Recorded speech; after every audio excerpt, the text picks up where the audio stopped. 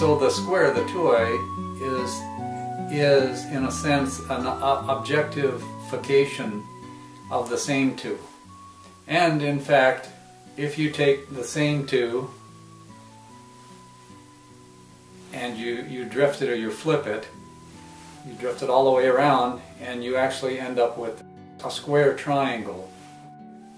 So if you flip it and then you drift it or you labor to move it, then that right-angled diamond becomes a square at the extremes. But what is the extremes? That points to the extremes, and points to the ideal. Well, in same two, it would seem as if that's pointing to the ideal, and indeed it is. And when it rotates, when it drifts, now you wouldn't have to do the flip first. You could actually rotate that. You can drift it or you can rotate it, and then you can flip. Now, how do you do the flip? Well, there are several ways, but we won't get into any of that right now.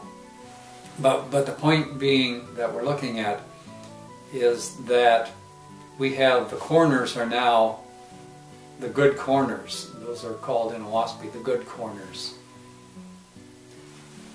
When it's rotated to the square, to the righteousness, now that the corners are pointed to the dark corners, to the evil corners, to the extremes. But the sides are facing the good directions, or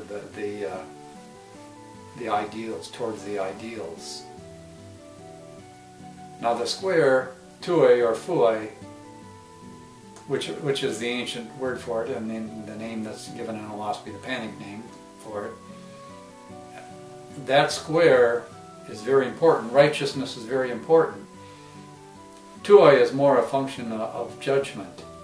And so this comes in very important. We can see this, for example, in the 9 entities.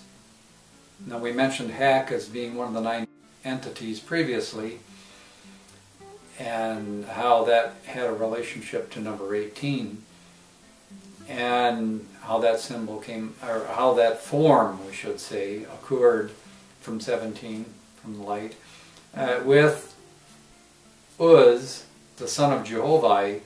Now Uz shows a square, but the sides aren't touching, the lines aren't touching. There's some openness. Now, in reading symbols,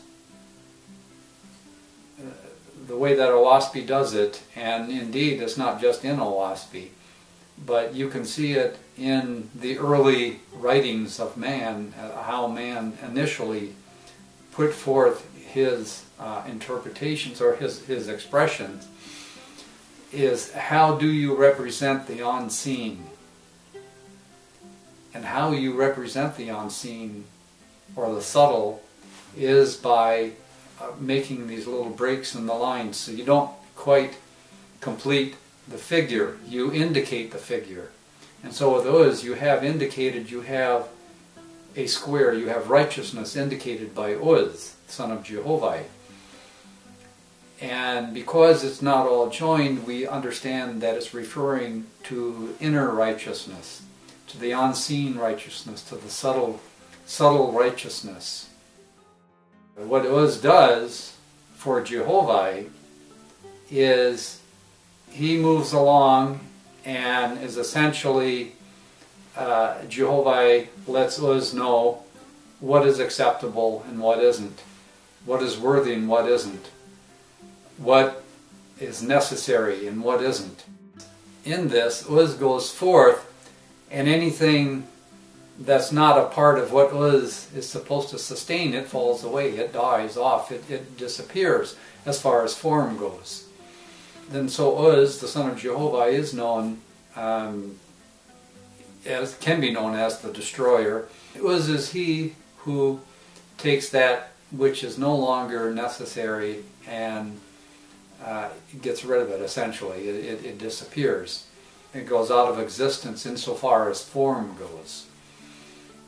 Insofar as particular forms, we should say.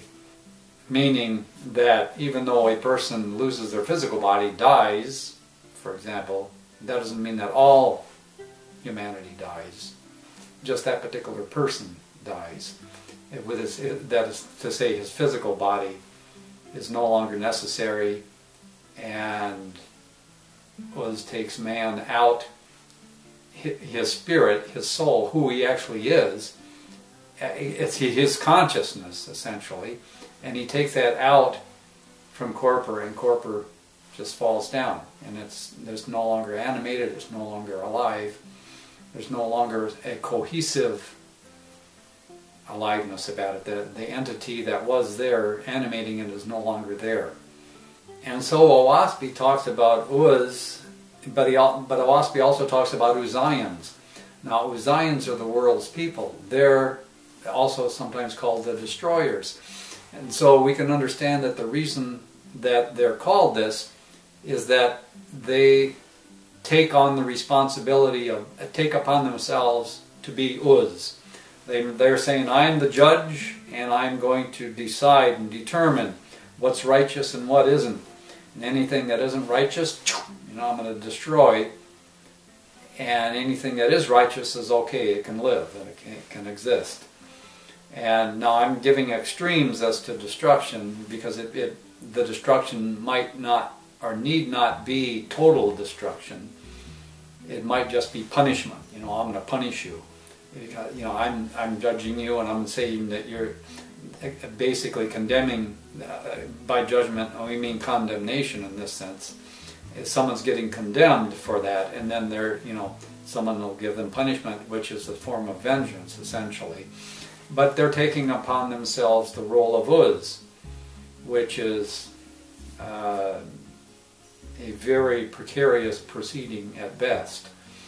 And we're told that we should leave that essentially up to Jehovah to determine what is right and what is wrong as far as punishment goes.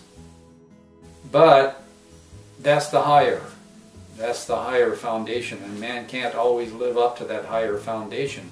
And so he has a lower foundation where he has laws that are made so that if man can't understand the higher foundation and guide himself accordingly, he'll have this lower foundation of laws within which he has some guidelines, some parameters, so that he knows which way to go forward.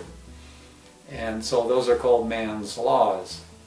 Without going into a great detail about what is righteous and what isn't righteous, well, we can actually know what is righteous and what isn't righteous through tuning into Jehovah and doing His will. And by doing His will means that we obey His commandments, His direct commandments. And what are His direct commandments? And we're given in Oahspe. But also through our soul and through Jehovah's kingdom, we can know what these are. And man has been given a lot of these in the past. You shall not kill. And worship only the Creator.